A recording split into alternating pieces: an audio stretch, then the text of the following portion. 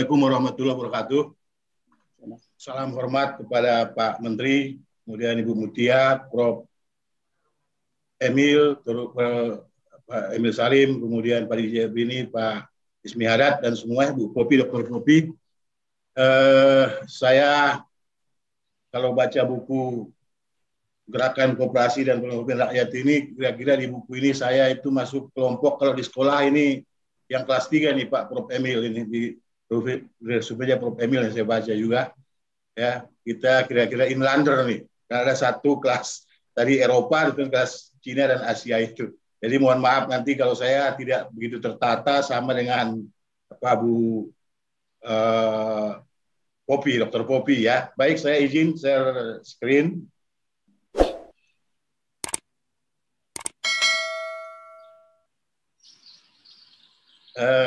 Ini bedah pemikiran ini. Kami ada 2 koperasi, Bapak Ibu yang saya hormati. Kita ada di koperasi kredit, kalau istilahnya Bung Hatta di buku ini. Kemudian kita ada koperasi konsumsi atau koperasi konsumen menurut Undang-Undang 25. Ini penghargaan tadi terakhir kita Satgas Rencana Wirausaha dari Presiden tahun 2018. Nah, saya mulai dengan halaman 3. Ya, perkumpulan yang diberi nama koperasi adalah perkumpulan kerjasama dan mencapai sesuai tujuan. Dalam koperasi dia ada sebagai anggota bekerja, sebagian memeluk tangan, semuanya sama-sama bekerja. Kemudian dilanjutkan di halaman 3-nya lagi, siapa yang memperhatikan perkembangan koperasi Indonesia. Jadi ada koperasi sosial dan ada koperasi ekonomi. Ya, di sini saya tolong menolong, ya, misalnya membuat rumah, mengerjakan sawah dan lain-lain. Nah, ini kan budaya bangsa kita. Saya di Sumatera, saya di kampung saya dulu saya ingat sampai SMP kalau orang bikin rumah itu persis apa yang ditulis Bung Hatta ini. Nah, koperasi ekonomi ini pun sama, ya. Kita harus bisa membuat perikatan mereka yang lemah ekonominya untuk merupakan satu badan yang kuat. Nah, kami praktek di koperasi BMI, kami menyebut dengan model BMI Syariah dengan semangat membangun paradigma baru koperasi Indonesia, koperasi pemberdayaan dan sosial. Ya, bagaimana kami membuat koperasi ini semua milik bersama, kemudian semua boleh memberikan masukan di dalam rapat anggota maupun secara langsung. Nah, kemudian di halaman 14, dahulu banyak perusahaan yang diberi nama koperasi. Ini luar biasa. 60-an tahun yang lalu Bung Hatta sudah memprediksi bahwa akan lahir koperasi-koperasi sebagai topeng. Akan lahir koperasi-koperasi sebagai topeng yang akhirnya merusak nama koperasi itu sendiri. Hari ini itu ada, gitu.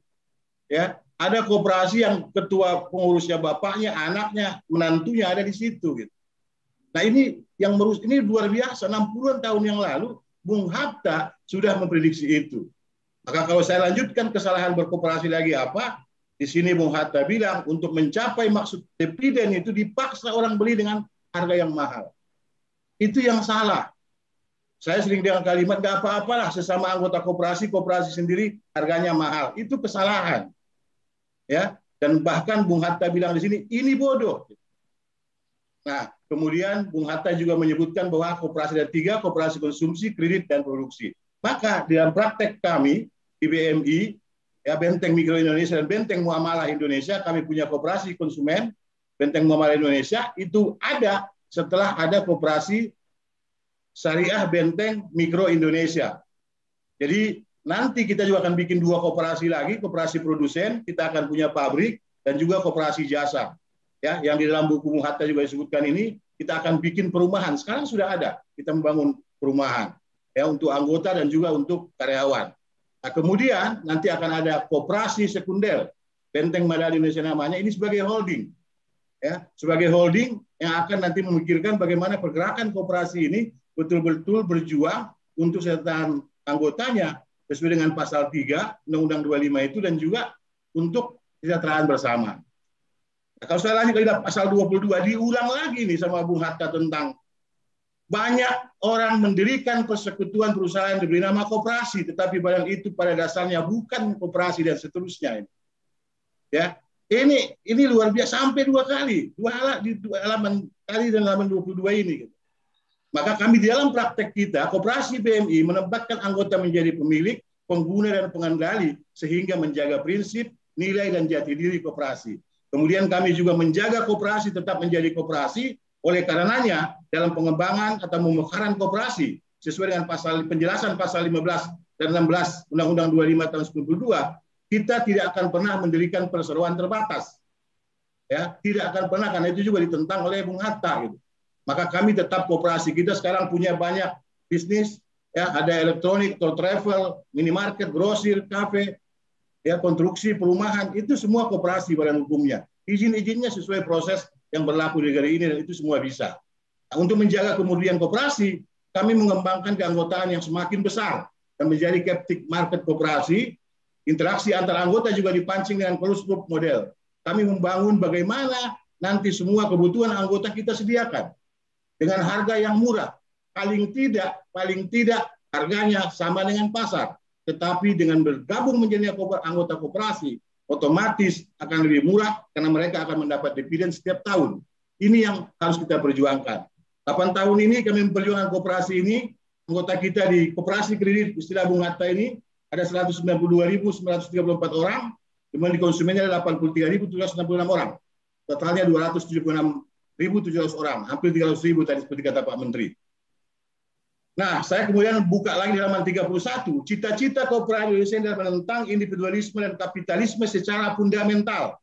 Paham koperasi Indonesia menciptakan masyarakat Indonesia yang kolektif, berakar pada istiadat Indonesia yang asli, tetapi ditumbuhkan pada tingkat yang lebih tinggi, sesuai dengan tuntutan zaman modern. Kerjasama dalam suasana kekeluargaan antar manusia, bebas dari penindasan dan paksaan. Sebagai makhluk Allah yang bertanggung jawab atas keselamatan keluarganya dan masyarakat seluruhnya. Maka ini kami praktekkan di dalam bisnis koperasi kami, ya, secara kolektif didukung dengan IT modern untuk transaksi. Kita sudah punya mobile-nya, juga ada uang digitalnya yang kami sebut duit BMI. Nah, kemudian kami juga tidak boleh mematikan usaha anggota. Bung Hatta juga pantang koperasi mengusahakan usaha anggota, ya, tetapi mendukung usaha anggota. Kami mempraktek OPPO, One Village, One Partner. Jadi kita punya toko bangunan sekarang 4, hanya itu tidak akan menambah lagi. Nanti kita bermitra dengan toko bangunan yang ada di wilayah yang kita masuk, sehingga kita ada sharing profit, sharing keuntungan nanti dengan toko yang kita bermitra. Ini yang diajarkan Bung Hatta. Nah, itu yang kami coba praktekkan. Mohon maaf kalau keliru ya.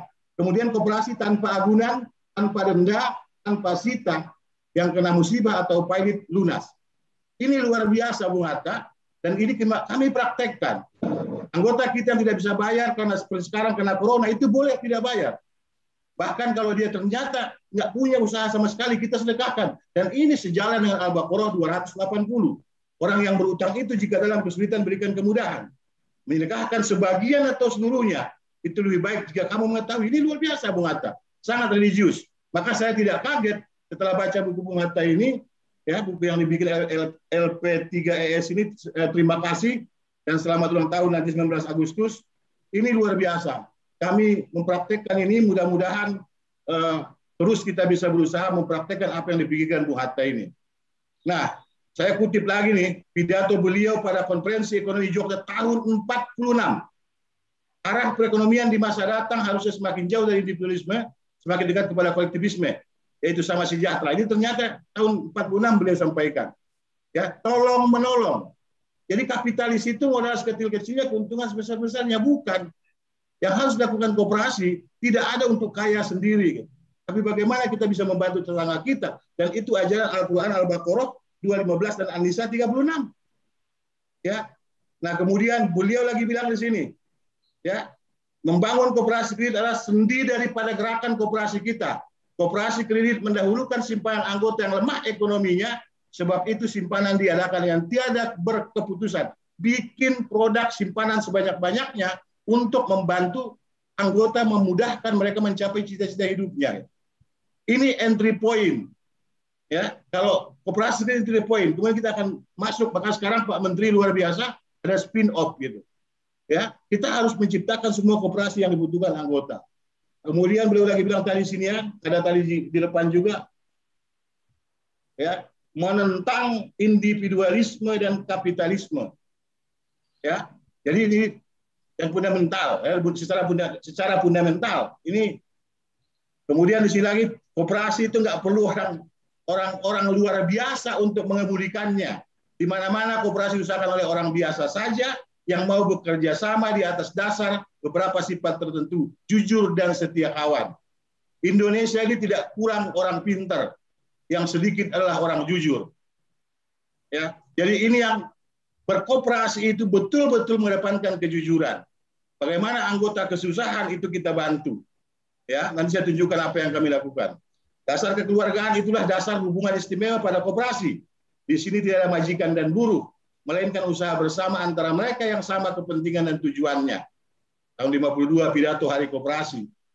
Jadi bagaimana anggota bebas mengkritik apa yang dilakukan pengurus koperasi. Itu maka disebut pengurus, bukan penguras. Ya, harus bertanggung jawab pengurus itu membangun dan membesarkan koperasinya. Nah, kekeluargaan dan gotong royong ini adalah faedah ayat 2. Ya.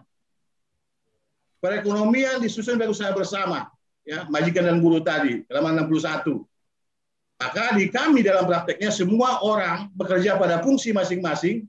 Pelayanan Kopsah BMI hanya untuk anggota, layanan koperasi konsumennya, koperasi konsumsinya pada semua orang. Semua anggota bertanggung jawab atas kemajuan koperasi, karyawan adalah anggota koperasi, pendapatan dibelanjakan pada usaha, koperasi dan anggota koperasi. Ya, nah kemudian kita tadi koperasi harus menjadi dasar pemimpinan rakyat, ya, karena ini amanah tadi undang-undang semua sudah bahas. Dalam prakteknya ini kita yang perlu buktikan seperti apa, ya. Oleh karena itu siapa yang benar-benar cinta akan koperasi dan benar-benar yakin bahwa perkoperasian yang harus menjadi dasar pemimpinan rakyat, hendaklah bertindak menurut cita-cita koperasi, yaitu menyingkirkan di dalam perbuatan, memecah pengamatan cita-cita solidaritas. Solidaritas ini kami sekarang menyebutnya militansi. Ya. Nah, kemudian jembatan ini, semua koperasi harus menguasai 3 sektor ini. Sektor moneter biaya murai, sektor real, ya, kemudian sektor G-Swap, sosial. Ya, ini yang diamanahkan Bung Hatta juga di buku beliau ini. Nah, kemudian sistem perekonomian ini, koperasi ini dua-duanya tidak kapitalis dan tidak sosialis secara murni. Ya, dia keuntungan dunia dan keluargaan dan gotong royong.